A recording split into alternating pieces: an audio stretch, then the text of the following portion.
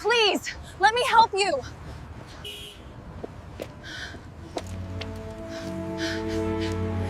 The intersection was loud. Cars rushing, horns blaring, people walking past with their heads down and their earphones in. Nobody was paying attention. And in the middle of all of it, an elderly man in a wheelchair, old military jacket worn at the elbows, both legs amputated below the knee, his thin hands pushing the wheel slowly, trying to cross before the light changed. He wasn't going to make it. Drivers saw him. Some slowed slightly. Others leaned on their horns. One rolled down his window and shouted.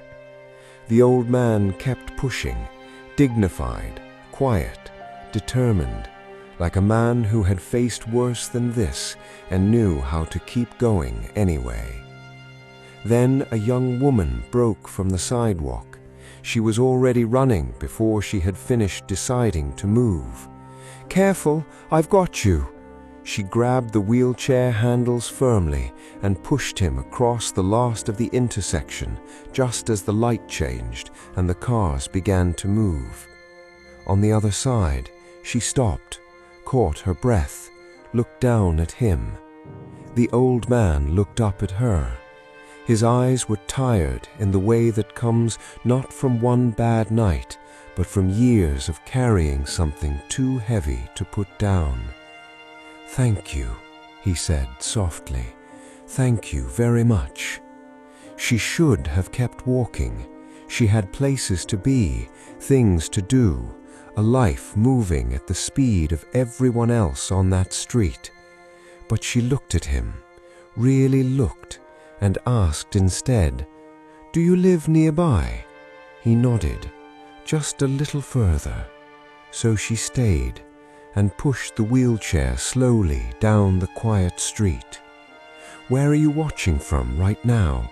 Drop your city or country in the comments. I would love to know where this story is reaching." When they arrived at his building, she helped him through the entrance and up to his apartment door. He invited her in. She almost said no, but something about the way he said it, quietly, without pressure, like a man who had stopped expecting people to say yes, made her say yes instead. The apartment was small, simply furnished, clean in the way that takes real effort when your hands shake and your chair doesn't fit everywhere you need to go. But what stopped her, what made her slow down and look, were the walls. Photographs everywhere, military photographs. A younger version of the man in the wheelchair, standing straight, uniform pressed, eyes full of something that hadn't yet been taken from him. Medals in a glass case, an American flag folded into a triangle, sitting on the shelf like something sacred. And in the center of it all, one large framed photograph. A young soldier, smiling, proud, the kind of smile that belongs to someone who still believes everything is going to be all right. The old man noticed her looking. "That's my son," he said quietly. She turned to him. "He looks brave." The old man looked at the photograph for a long moment. Then his smile slowly faded. He never came home. The room went completely quiet. She didn't fill the silence with words.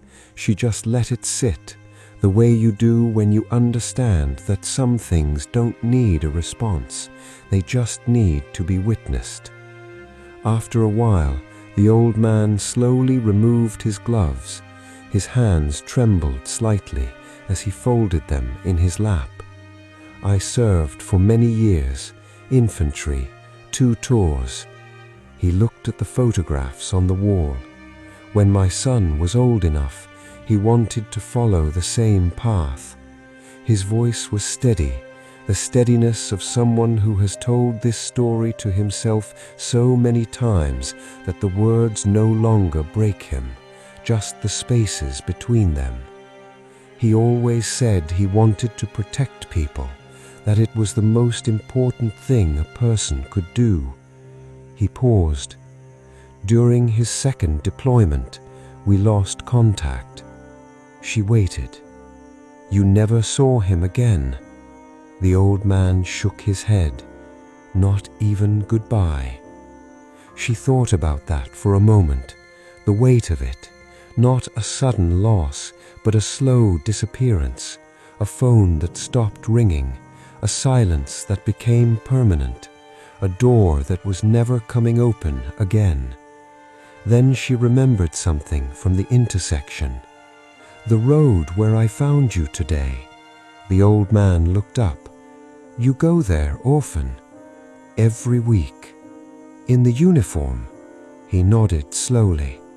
Then he looked at the window and said quietly, that was the last place we walked together, the morning before he left for deployment. She felt the tears before she expected them. I go there, he paused, so I won't forget his voice. He turned back to the photograph, and so he knows, wherever he is, that his father still remembers him. What time is it where you are right now? Morning, afternoon, or evening? Let me know in the comments below. She stayed longer than she planned. At some point, her eyes moved to the small table near the window, a stack of envelopes, unopened, some of them months old. What are those? She asked gently. The old man glanced at them. Veterans' support letters, benefits, programs, people trying to help. You haven't opened them? He smiled, the saddest kind of smile, the kind that has forgotten what it was smiling for. After losing my son, he said simply, nothing else seemed to matter anymore. She sat with that. Then softly, not pushing, not lecturing, just offering, I think your son would still want you to live, sir. The old man looked at her, really looked at her, the way people look at someone who has just said the exact thing they needed to hear from someone they had no reason to expect it from. His eyes changed, something shifted behind them. Not happiness exactly, something quieter than that, something that had been closed for a long time, opening just slightly. She came back the following week, and the week after that. She helped him open the letters, navigate the benefits he had earned and never claimed. She pushed his wheelchair to the grocery store, sat with him while he talked about his son, laughed at the stories from before the war, when his boy was 7 years old and decided he was going to be a soldier after watching a movie on a Saturday afternoon. She listened, and in listening, she gave him something no benefits letter ever could. Then one afternoon she made a phone call, then another, then several more.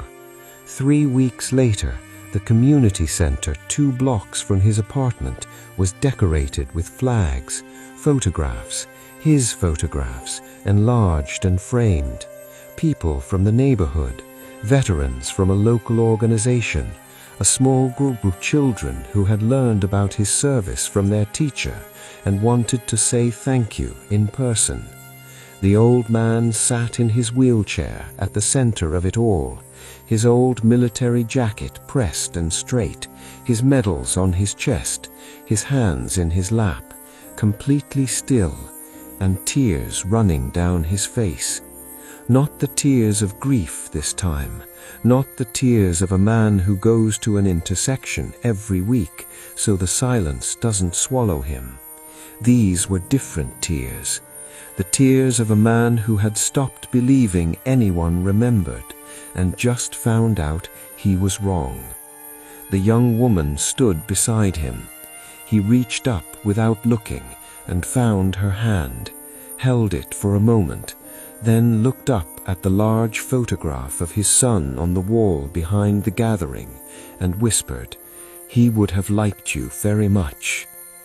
Because sometimes the people carrying the deepest pain are not asking to be saved. They are not asking for very much at all, just for someone to slow down, to notice, to stay a little longer than they were planning to. One act of kindness at a busy intersection can walk someone all the way back to themselves. Never walk past someone struggling and tell yourself someone else will stop. You might be the only one who does. If this story moved you, drop a heart in the comments right now and follow for more stories like this one. Share it with someone who needed to hear this today.